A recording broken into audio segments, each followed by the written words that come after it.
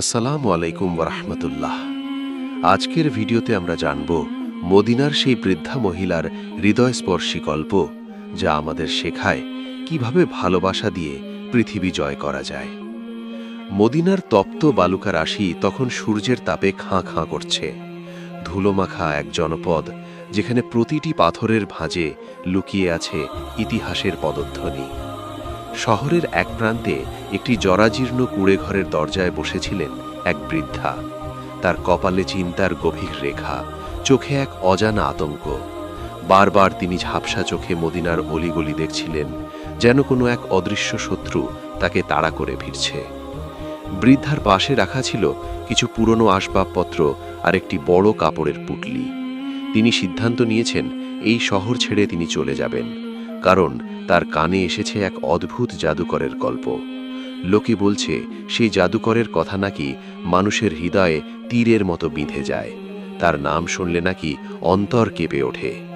বৃদ্ধা ভাবছিলেন, না জানি, যদি কখনো সেই লোকটির সাথে দেখা হয়ে যায় এবং যদি সে কিছু বলে দেয়, তাহলে কি আমার পূর্বপুরুষের ধর্ম আর আমার বিশ্বাস সব ধূলিসাৎ হয়ে যাবে?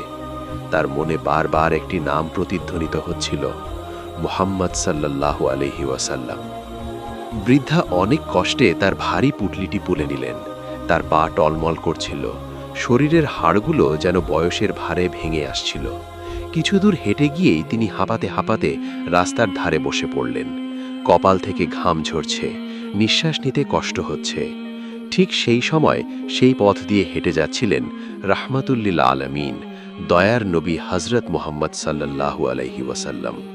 তিনি বৃদ্ধাকে ওভাবে কষ্ট পেতে দেখে থমকে দাঁড়ালেন। নবীর চেহারায় ছিল এক স্বর্গীয় প্রশান্তি, যা দেখে মরুভূমির তপ্ত বাতাসও যেন শীতল হয়ে যেত। তিনি খুব নরম ও মায়া ভরা কণ্ঠে বললেন, আম্মাজান, আপনি কি কোথাও যাওয়ার প্রস্তুতি নিচ্ছেন? আপনাকে দেখে খুব ক্লান্ত মনে হচ্ছে। এই ভারী বোঝা নিয়ে আপনি একা কোথায় যাবেন? বৃদ্ধা চমকে উঠলেন। আগন্তুক যুবকের কণ্ঠস্বর এতই মধুর যে বৃদ্ধার অস্থির মনে মুহূর্তের জন্য যেন শান্তির পরশ বুলিয়ে দিল। তিনি বললেন, হ্যাঁ বাবা, আমি এই শহর ছেড়ে অনেক দূরে চলে যেতে চাই। এখানে থাকা আর নিরাপদ নয়। তুমিও যদি পারো এখান থেকে পালিয়ে যাও। রাসূলুল্লাহ সাল্লাল্লাহু আলাইহি ওয়াসাল্লাম শান্তভাবে জিজ্ঞেস করলেন, কেন আম্মাজান? মদিনায় এমন কি হয়েছে যে আপনাকে ঘর ছাড়তে হচ্ছে? বৃদ্ধা ফিস ফিস করে বললেন, শুনেছি এখানে মোহাম্মদ নামে এক জাদুকর এসেছে। সে নাকি মানুষের মন বিষিয়ে দেয়, বাপদাদার ধর্ম ভুলিয়ে দেয়। আমি চাই না আমার শেষ বয়সে সেই জাদুকরের পাল্লায় পড়ে সব হারাই, তাই এই শহর ছেড়ে পালাচ্ছি। মুহাম্মদ সাল্লাল্লাহু আলাইহি ওয়াসাল্লাম মুচকি হাসলেন। তার হৃদয় ছিল সাগরের মতো ধৈর্য। তিনি বৃদ্ধাকে একবারও বললেন না যে আমি সেই মুহাম্মদ, বরং তিনি অত্যন্ত বিনীতভাবে বললেন, আম্মাজান, আপনার বোঝাটি সত্যি অনেক ভারী। আপনি বৃদ্ধ মানুষ, এত কষ্ট সহ্য করতে পারবেন না। আপনি অনুমতি দিলে আপনার এই বোঝা আমি কাঁধে তুলে নিতে পারি। আপনার গন্তব্য পর্যন্ত আমি আপনাকে পৌঁছে দেব। বৃদ্ধা অবাক হয়ে ভাবলেন, আজকালকার দিনে কি কেউ কারো জন্য এত মেহেরবানি করে? এই যুবক তো কোনো দেবদূতের মতো আমার সামনে হাজির হয়েছে। তিনি সানন্দে রাজি হলেন। আল্লাহ রসুল সেই ধুলোমাখা ভারী পুটলিটি অবলীলায় নিজের কাঁধে তুলে নিলেন। রোদ চড়ছিল, কিন্তু নবীর চোখে মুখে কোনো বিরক্তির ছাপ ছিল না। পুরোটা রাস্তা ধরে বৃদ্ধা মহিলা যুবককে নসিহাত করতে লাগলেন। তিনি বললেন, শোনো বাবা, তুমি অনেক ভালো ছেলে। তোমার মতো অমায়িক যুবক আমি দেখিনি, তাই তোমাকে বলছি ওই মোহাম্মদের থেকে দূরে থেকো। ওর কথা শুনলে নাকি নিজের উপর নিয়ন্ত্রণ থাকে না। রাসূল সাল্লাল্লাহু আলাইহি ওয়াসাল্লাম নীরবে সব শুনে যাচ্ছিলেন।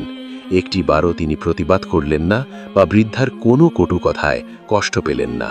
তিনি শুধু মৃদু হাসছিলেন এবং বৃদ্ধার প্রতিটি পদক্ষেপের দিকে খেয়াল রাখছিলেন, যাতে তিনি হোঁচট না খান। অবশেষে তারা বৃদ্ধার গন্তব্যে পৌঁছলেন। রাসূল সাল্লাল্লাহু আলাইহি ওয়াসাল্লাম খুব সাবধানে পুটলিটি মাটিতে রাখলেন।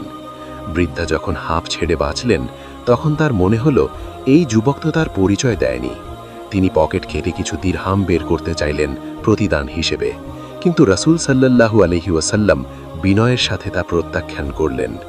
বৃদ্ধা আবেগ আপ্লুত হয়ে বললেন, বাবা, আমি বড় গরিব, তোমাকে দেওয়ার মতো কিছু নেই, কিন্তু তোমার নামটা অন্তত বলো। আমি সবাইকে বলবো মদিনার পথে এক ফেরেশতা আমায় সাহায্য করেছে। তোমার মা কতই না ভাগ্যবতী যে তোমার মতো সন্তান জন্ম দিয়েছে। রাসূল সাল্লাল্লাহু আলাইহি ওয়াসাল্লাম চলে যাওয়ার জন্য পা বাড়িয়েছিলেন, কিন্তু বৃদ্ধার অনুরোধে আবার থামলেন। মাথা নিচু করে খুব নরম স্বরে বললেন, আম্মাজান, নাম জেনে কি করবেন? আপনার কাজ তো হয়ে গেছে। তবে যেহেতু আপনি জানতে চেয়েছেন, তাই বলছি, সারাটা পথ যার হাত থেকে বাঁচার জন্য পালিয়ে এসেছেন, যাকে আপনি জাদুকর আর মিথ্যাবাদী বলে গালি দিচ্ছিলেন, আমি সেই মুহাম্মদ। মুহূর্তের জন্য পুরো পৃথিবী যেন স্তব্ধ হয়ে গেল। বৃদ্ধার চোখের পলক আর পড়ছিল না, তার ঠোঁট কাঁপতে লাগল। তিনি নিজের কানকে বিশ্বাস করতে পারছিলেন না। যাকে তিনি গালি দিয়েছেন, যার ভয়ে ঘর ছেড়েছেন, সেই মানুষটি তার বোঝা কাঁধে বয়ে নিয়ে এসেছেন মাইলকে মাইল। এমন নিঃস্বার্থ দয়া কি কোনো মানুষের হতে পারে? বৃদ্ধার চোখের বাঁধ ভেঙে গেল। তিনি ঝরঝর করে কাঁদতে লাগলেন। কাঁপতে কাঁপতে তিনি নবীর হাত দুটি চেপে ধরলেন, কান্নারত স্বরে বললেন, ওগো দয়ালু যুবক, আমি কত বড় ভুল করেছি। পাথরের মূর্তির পূজা করতে করতে আমার হৃদয়টাও পাথর হয়ে গিয়েছিল, কিন্তু আজ তোমার ব্যবহার দেখে আমার সেই পাথর হৃদয় গলে গেছে। যে মানুষের চরিত্র এত সুন্দর, সে কখনোই মিথ্যাবাদী হতে পারে না। আমি সত্য চিনেছি, আমি আলো চিনেছি। অতঃপর সেই বৃদ্ধা মহিলার কণ্ঠ থেকে নিঃসৃত হল সেই অমর বাণী, আশহাদু আল্লা ইলাহা ইল্লাল্লাহু ওয়া আশহাদু আন্না মুহাম্মাদান আবদুহু ওয়া রাসূলুহু।